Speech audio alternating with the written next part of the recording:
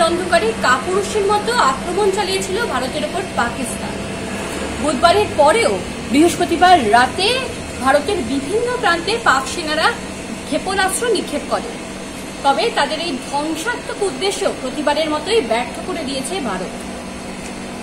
সূত্রের খবর, ভারতের অত্যাধুনিক S-400 আকাশ প্রতিরক্ষা ব্যবস্থা, যা সুদর্শন চক্র নামেও পরিচিত, শত্রু পাকিস্তানের ছোড়া 8টি ক্ষেপণাস্ত্র আকাশেই ধ্বংস করে দিয়েছে।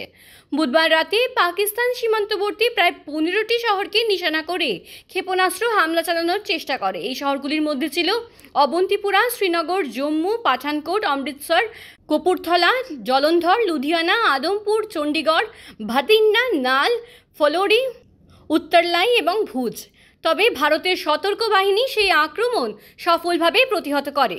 শুধু তাই নয়, সীমান্তবর্তী কুপওয়ারা, রাজৌরি, বারামুলা, উরি, পুঞ্চ জায়গাতে পাকিস্তানি সেনারা নির্বিচারে হামলা চালায়, যার ফলে 16 জন নিরীহ মানুষের মৃত্যু হয়েছে। এই হামলার যোগ্য জবাব দিয়েছে ভারত। পাল্টা আক্রমণে লাহোরের এয়ার ডিফেন্স সিস্টেম গুড়িয়ে দেওয়া হয়েছে বলে খবর।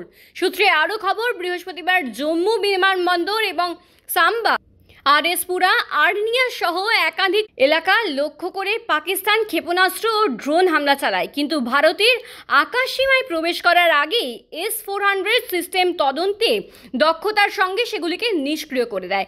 পরবর্তীতে জম্মু বিশ্ববিদ্যালয়ের কাছে 2টি পাকিস্তানের ড্রোনকেও গুলি করে মাটির সাথে মিশিয়ে দেওয়া হয়েছে। এদিকে ক্ষেপণাস্ত্র হামলা শুরু হওয়ার সঙ্গে সঙ্গেই গোটা জম্মুতে বিদ্যুৎ সংযোগ বিচ্ছিন্ন করে দেওয়া হয়। কাশ্মীরের অন্যান্য এলাকা যেমন কুপওয়ারা ও রাজৌরির অনেক জায়গাতেও আলো নিভিয়ে দেওয়া হয়। বিস্তীর্ণ এলাকা জুড়ে সাইরেন বাজাতে থাকে এবং মোবাইল নেটওয়ার্কও ব্যাহত হয়। ক্ষেপণাস্ত্র হামলার সময় জম্মুর বেশ কিছু এলাকায় বিস্ফোরণের শব্দ শোনা যায়। অন্যদিকে পাঞ্জাবের পাঠানকোট সংলগ্ন অঞ্চলে পাকিস্তানি সেনারা নতুন করে গোলাবর্ষণ শুরু করেছে, যা পরিস্থিতি আরও উত্তেজনাপূর্ণ করে তুলেছে। কি হবে এর শেষ পরিণতি তা দেখা শুধু সময়ের অপেক্ষা।